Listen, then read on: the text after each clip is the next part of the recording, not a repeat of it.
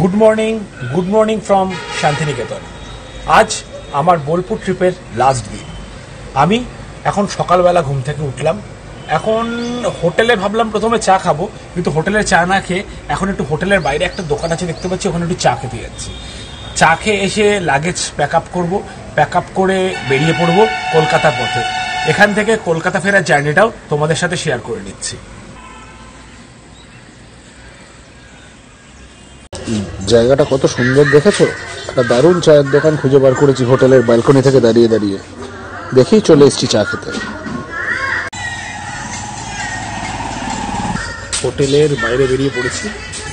সকালের প্রথম চাটা হোটেলের বাইরেই শুরু করলাম।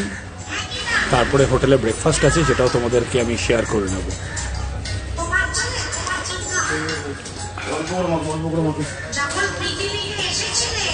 হোটেল রয়্যাল বেঙ্গলে আমার রুমের সাথে ব্রেকফাস্ট ইনক্লুড ছিল। ওনারা বুফে ব্রেকফাস্ট প্রোভাইড করেছিলেন, আর সেই ব্রেকফাস্টে প্রচুর রকমের মেনু ছিল। ফ্রুটস থেকে শুরু করে কর্নফ্লেক্স, ব্রেড, বাটার, অমলেট, সেই সঙ্গে পুরি সবজি, আর লাস্টে ছিল গরম গরম চা। এক কথায় ব্রেকফাস্টটা বেশ ভালোই ছিল। সেই সঙ্গে আরেকটা জিনিস বলতে ভুলে গেছিলাম, মিষ্টিও ছিল আর ফ্রুট জুস ছিল। তোমরা এই রয়্যাল বেঙ্গলের ব্রেকফাস্টটা ট্রাই করতেই পারো। ব্রেকফাস্ট করে ফ্রেশ হয়ে বেরিয়ে পড়েছি। এরপর বিশ্বভারতী ক্যাম্পাসটা ঘুরে আসবো। বিশ্বভারতী ক্যাম্পাস ঘুরে এসে তারপর কলকাতা ফিরবো আজকে একটু অন্যভাবে, সেটাও তোমরা আমার সাথে দেখতে থাকো। ব্রেকফাস্ট করেই হোটেল থেকে বেরিয়ে পড়েছি বিশ্বভারতী চত্বরটা ঘুরে দেখতে।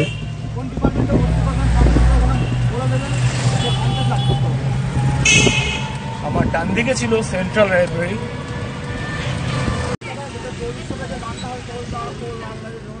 বিশ্বভারতী ক্যাম্পাস এখন আমি চলে এসেছি। এখন বিশ্বভারতী ক্যাম্পাস ঘুরে দেখাচ্ছে আমার যে টোটোর দাদা আমায় সবসময় শান্তিনিকেতন ঘোরায়, সেই দাদার টোটোতেই এবার আমি ট্রাভেল করছি। আর সেই টোটোর ডিটেলস আমি ডেসক্রিপশন বক্সে তোমাদের দিয়ে দিয়েছি। এই দাদা পুরো দারুণভাবে আমাকে শান্তিনিকেতনের বিশ্বভারতী চত্বরের সমস্ত কিছু ইনফরমেশন শেয়ার করছে, আর সেই সঙ্গে জায়গাগুলোকে ঘুরিয়ে দেখাচ্ছে। এই আমার সামনেই যে জায়গাটা আমরা এখন দেখতে পাচ্ছি, এটাই শান্তিনিকেতনের পাঠ ভবন। এখানেই সব গাছের তলায় বসে এখনো ওপেন এয়ার স্কুলিং সেটা প্রচলন রয়েছে। আজকে সানডে, তাই স্কুল বন্ধ, কিংবা স্কুল চলাকালীন হয়তো এখানে এখন টুরিস্টদের দাঁড়াতেও দেয় কিনা আমার ঠিক জানা নেই। কিন্তু আজকে যেহেতু স্টুডেন্ট নেই, তাই জায়গাটা যেখানটা স্কুলটা হয় সেটা আমরা পরিষ্কার দেখতে পাচ্ছি। আমরা বিশ্বভারতী চত্বর এখন ঘুরে বেড়াচ্ছি, নানান জায়গাগুলো দেখছি আর তোমাদের সাথে ইনফরমেশনগুলো শেয়ার করে নিচ্ছি।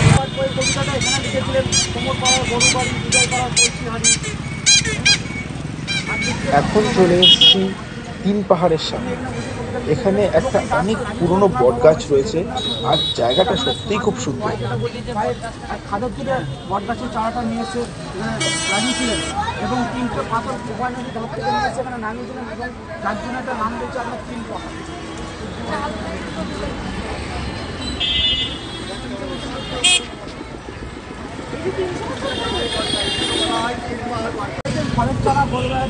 এখন বিশ্বভারতী ক্যাম্পাসটা পুরো ঘুরে বেড়াচ্ছি, যদিও পুরো ঘোরা কখনোই একদিনে সম্ভব নয়।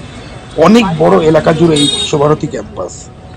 আর পাশের যে জায়গাটা, আমার বাপাশে যে জায়গাটা রয়েছে, সেটা হচ্ছে গিয়ে কলা ভবনের সংলগ্ন এলাকা। এখানে নানান রকম আর্টসের সমস্ত কিছু আমরা দেখতে পাবো।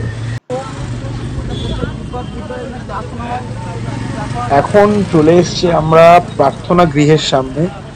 এই জায়গাটা তোমরা অনেকে সিনেমায়ও দেখেছো। এইখানে প্রত্যেক বুধবার করে প্রার্থনা গৃহেতে প্রার্থনা হয়, যেখানে যে কেউ অংশগ্রহণ করতে পারে।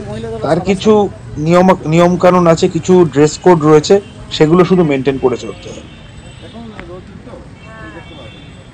ওই যে দূরে প্রার্থনা গৃহ দেখা যাচ্ছে, আশা করছি তোমরা পরিষ্কারই দেখতে পাচ্ছ। নাম দিয়েছিল রবীন্দ্রনাথ ঠাকুর বাবা মাসি দেবেন্দ্রনাথ ঠাকুর যখন বোলপুর শান্তিনিকেতনে যখন উনি আসেন, এসে পুরো জায়গা উনি ঘুরে দেখে যখন এই যোগাযোগ করেছিলেন জায়গাকার, এই জায়গা হলো আমরা রায়পুরের ভুবনমোহন নরসিংহার জায়গা। সেই জায়গা খোঁজ নিয়ে তারপরে উনি যখন বলেছেন এই জায়গা আমি কিছু মানে শিল্পর জায়গা বানাবো, কিছু আশ্রম করবো, তখন উনি ফার্স্ট জায়গা পুরো নিয়ে নেওয়ার পরে তারপরে আশ্রমে প্রথমে এই বাড়িটা করলেন, যে নাম একটু শান্তি কামনা করে বাড়িটার নাম দিলেন শান্তিনিকেতন। এবং আমাদের বিশ্বভারতীতে সব ধর্ম ছেলেরা এখানে পড়াশোনা করে, যার জন্য বাড়িটায় আপনার 3 দিকে 3 মূর্তি, সামনে আছে মসজিদ, তার পাশে আছে আপনার মন্দির, আর এইদিকে আছে খ্রিস্টান।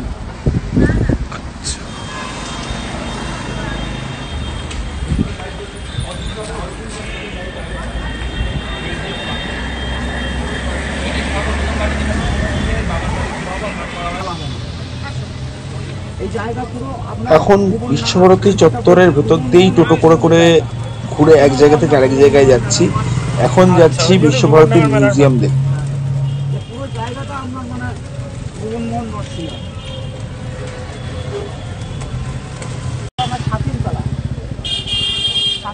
এইবার আমি চলে এসেছি ছাতিমতলায়। এই ছাতিমতলায় মহর্ষি দেবেন্দ্রনাথ ঠাকুর বসে ধ্যান করতেন। এই ছাতিমতলা জায়গাটা খুবই সুন্দর, এখন আর ভেতরে ঢুকতে দেয় না। আমি এক সময় এসেছিলাম তখন এর ভেতরে ঢুকতে দিত। শান্তিনিকেতনের এর আগের এপিসোডগুলো তোমরা এখনো যারা দেখোনি তারা অবশ্যই দেখে নিন, নাহলে এই ভিডিওর কন্টিনিউটিটা বুঝতে পারবে না। আমি ডেসক্রিপশন বক্সে আর আই বাটনে আগের ভিডিও দুটোর লিঙ্ক দিয়ে দিলাম। এই ব্লগটা তোমাদের কেমন লাগছে অবশ্যই কমেন্ট করে জানি, আর লাইক করতে ভুলো না এই ভিডিওটাকে, আর অবশ্যই সাবস্ক্রাইব করে নিও আমার চ্যানেল ওয়ার্ল্ড ইন মাই আইস।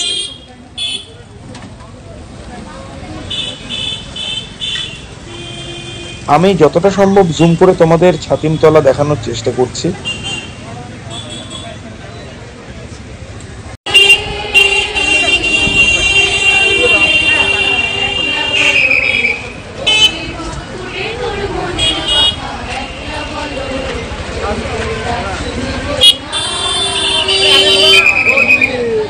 এখন চলে এসেছি বিশ্বভারতীর মিউজিয়াম দেখতে। ঢুকতে এন্ট্রি ফি 70 টাকা করে পার হেড, আর স্টুডেন্টদের জন্য 10 টাকা। বিশ্বভারতীর ভিতরটা খুব সুন্দর করে সাজানো এবং প্রচুর গাছপালায় ভর্তি।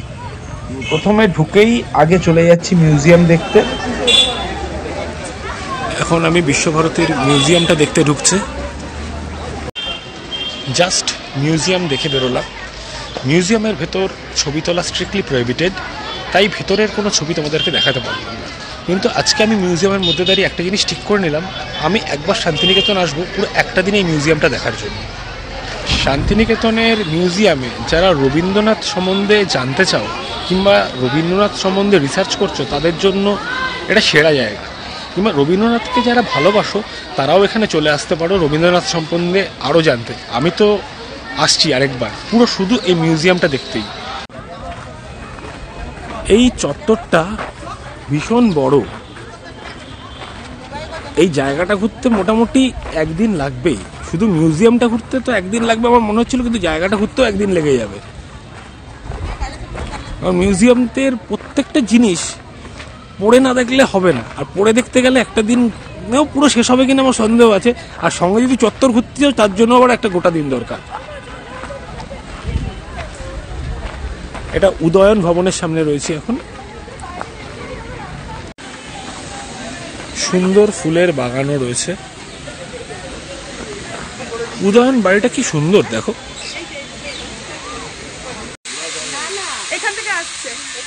রবীন্দ্রনাথ ঠাকুর যে গাড়ি ব্যবহার করতেন সেই গাড়িটাও এখানে সংরক্ষণ করে রাখা আছে, সেটাও অবশ্যই তোমরা দেখবে, এটা মিস করো না।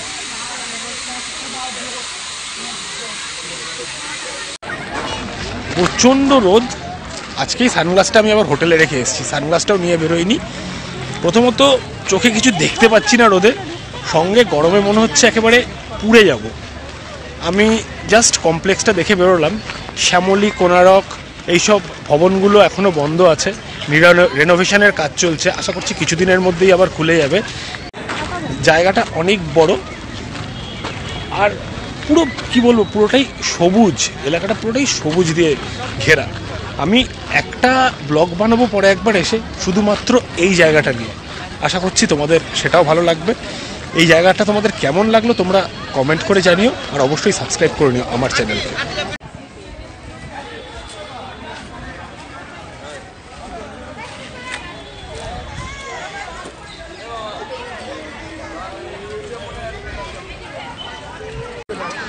শান্তিনিকেতন এসে শান্তিনিকেতনের ট্যুরের মধ্যে এই জায়গাটা কিন্তু দেখা ম্যান্ডেটারি। সমস্ত ভবনগুলো তো আছেই, উদয়ন ভবনটা হচ্ছে কি অ্যাকচুয়ালি অফিস বিল্ডিং, ওটায় ঢোকা যায় না। বাকি যে ভবনগুলোর কথা আগেই তোমাদের বললাম ওগুলো আপাতত রেনোভেশনের জন্য বন্ধ আছে। আর মিউজিয়ামটার মধ্যে রবীন্দ্রনাথের ঠাকুরবাড়ির ব্যবহৃত জিনিসপত্র সঙ্গে গীতাঞ্জলির প্রায় প্রত্যেকটা ভাষায় অনুবাদ, এবং রবীন্দ্রনাথের প্রচুর পাণ্ডুলিপি, রবীন্দ্রনাথের ব্যবহৃত কলম, এমনকি কালি, যে গাড়ি ব্যবহার করতো গাড়ি, সমস্ত কিছু এখানে তোমরা দেখে নিতে পারবে। আমি চাই এই জায়গাটা আরও সুন্দর করে মেনটেন করা হোক এবং এই জায়গায় প্রত্যেকটা মানুষ আসুক, দেখুক এবং রবীন্দ্রনাথকে নিয়ে আরও জানুক। তোমরাও চলে এসো এই জায়গাটা দেখতে, নয়তো অনেক কিছু বিষয় থেকে একটা মিস করে যাবে। এখন নাট্য ভবনের সামনে দাঁড়িয়ে রয়েছি।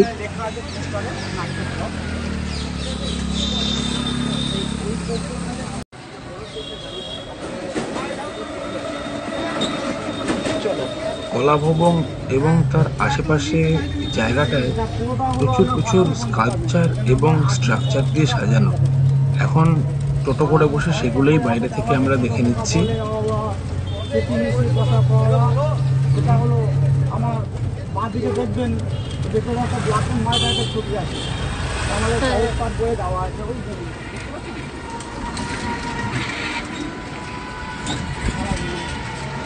দূরে যে সাদা কালো বিল্ডিংটা দেখা যাচ্ছে সুন্দর কাজ করা, ওটাই হলো গিয়ে কলা ভবন। এটার নাম বলছে আমার সাঁওতাল পরিবার।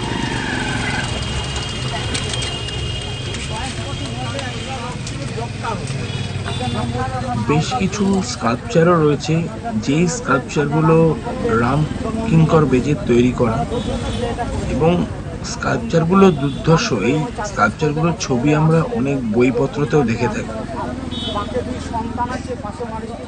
এই স্কাল্পচারটার নাম যেমন সাঁওতাল পরিবার, পুরো একটা সাঁওতাল পরিবার একসাথে হেঁটে আসছে ওরকম একটা মূর্তি রয়েছে। এটাও রামকিঙ্কর বেজের তৈরি করা আরেকটা স্কাল্পচার। এই জায়গাটা সত্যি দারুণ। যদি এই জায়গাগুলোর ভেতরে ঢুকে দেখতে দিত তাহলে খুবই ভালো হতো।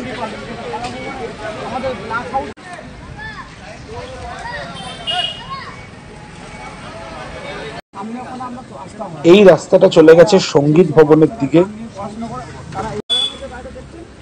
এই বাড়িটি বিখ্যাত আর্টিস্ট নন্দলাল বসুর বাড়ি। এই উল্টো দিকে দেখতে পাচ্ছি কলা ভবনের হোস্টেলের সামনে প্রত্যেকটা জায়গায় ওরা নিজেদের কিছু তৈরি করা স্কাল্পচার রেখে দিয়েছে।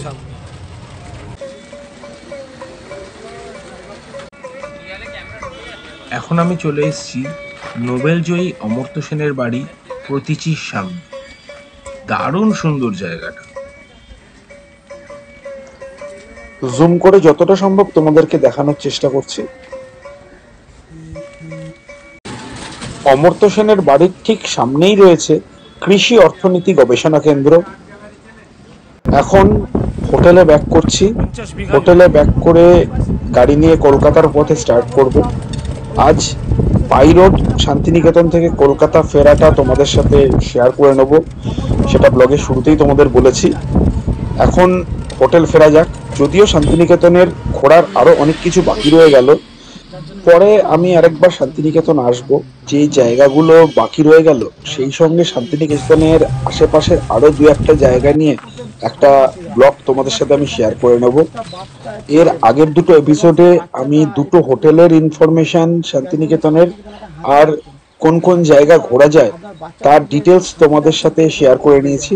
তোমরা যারা এখনো আগের এপিসোডগুলো দেখোনি অবশ্যই দেখে নিও, তাইলে পুরো ভিডিওটার কন্টিনিউটিটা পাবে। আর নতুন ব্লগ পাওয়ার জন্য অবশ্যই সাবস্ক্রাইব করে নিও। বিশ্বভারতী ঘুরে এসে হোটেল চেক আউট করে নিয়েছি। হোটেল চেক আউট করে এখন বেরিয়ে পড়ছি কলকাতার পথে। আজ আমি কলকাতা যাব বাই রোড গাড়িতে। চলো পুরো রাস্তাটা তোমাদের সাথে শেয়ার করে নিচ্ছি। হোটেল থেকে কলকাতার পথে যাত্রা শুরু করে দিয়েছি। রাস্তাটা দারুণ সুন্দর। হোটেল থেকে চেক আউট করে বেরিয়ে গাড়িতে উঠে পড়েছি। আজ আমি গাড়িতে করে যাচ্ছি কলকাতা। আসল ব্যাপারটা হলো ট্রেনের কোনো টিকিট নেই, একটা দুটো ভলভো চলে, তারও কোনো টিকিট পাইনি। তাই ভাবলাম কি করে যাব, ভাবলাম গাড়িতে যাই, আর গাড়িতে যাওয়ার রুটটাও তোমাদের সাথে আমি একটু শেয়ার করে নিই। আমার এই ট্রিপটা ছিল 2 রাত্রি 3 দিনের। 2 রাত্রি 3 দিনের মধ্যে প্রথম রাত্রি আমি ছিলাম সোনাঝুরির রামশ্যাম ভিলেজ রিসোর্টে। সেকেন্ড রাত্রিটা ছিলাম হচ্ছে গিয়ে বোলপুরের হোটেল রয়্যাল বেঙ্গলে। এই দুটো জায়গায় থেকে আমি আগের দুটো এপিসোডে দুটো জায়গায় কভার করেছি, আর যেই যেই জায়গাগুলো ঘুরেছি সেগুলো সবকিছুই তোমরা আগের এপিসোডে পেয়ে যাবে। এখানে আমি যে টোটোতে করে ঘুরলাম, সেই টোটোর জন্য আমার টোটাল কস্টিং পড়েছে 2400 টাকা মতো। আর টাইম টু টাইম টোটোর দাম ভ্যারি করে, সিজন অনুযায়ী টোটোর দাম বাড়ে কমে, আর ডিপেন্ড করছে পুরোটাই বার্গেনিং এর ওপর কত টাকায় তোমরা ঘুরতে পারবে। আর সেই সঙ্গে আমি টোটোর কন্ট্যাক্ট নাম্বার আমি আমার ডেসক্রিপশন বক্সে দিয়ে দিয়েছি, আর হোটেলের ডিটেলসগুলো তোমরা আগের এপিসোডগুলোতে পেয়ে যাবে। এই সিরিজটা তোমাদের কেমন লাগলো অবশ্যই কমেন্ট করে জানিও, আর চোখ রাখো আমার চ্যানেল ওয়ার্ল্ড ইন মাই আইজ।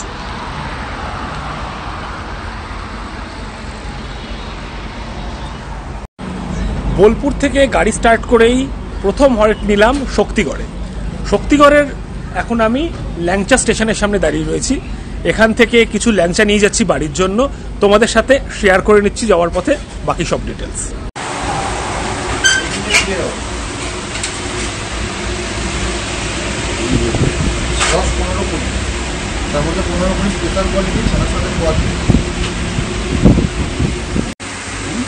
ঘিয়ের আছে, একটা তেলের আছে।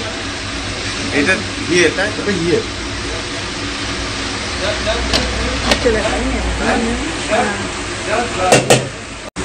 250 মিহিদানা। মিহিদানা এদিকেরটা 300, ওদিকেরটা 200 টাকা।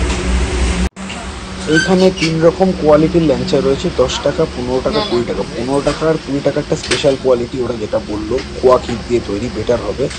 আর সঙ্গে আমি নিলাম হচ্ছে গিয়ে সীতাভোগ আর মিহিদানা। সীতাভোগ আর মিহিদানা মোটামুটি ওই 300 টাকা মতন কিলো। রাস্তাটা দারুণ সুন্দর, আর কিছুক্ষণের মধ্যেই কলকাতা পৌঁছে যাব। এই পুরো সিরিজটা তোমরা কেমন লাগলো আমাকে একটু কমেন্ট করে জানিও, আর সেই সঙ্গে সাবস্ক্রাইব করে নিও আমার চ্যানেলকে। বোলপুর থেকে দুপুর 1টায় স্টার্ট করেছিলাম, এখন বিকেল 5:10 বাজে। অলরেডি কলকাতায় পৌঁছে গেছি, আর এই ব্লগটা আমি এখানেই শেষ করছি। যদি ব্লগটা তোমাদের ভালো লেগে থাকে প্লিজ লাইক অ্যান্ড শেয়ার করে দিও, আর সাবস্ক্রাইব করে নিও আমার চ্যানেল ওয়ার্ল্ড ইন মাই আইজকে। খুব শিগগিরই আরও নতুন নতুন ভিডিও আসতে চলেছে আমার চ্যানেলে। আজকের মতন টাটা।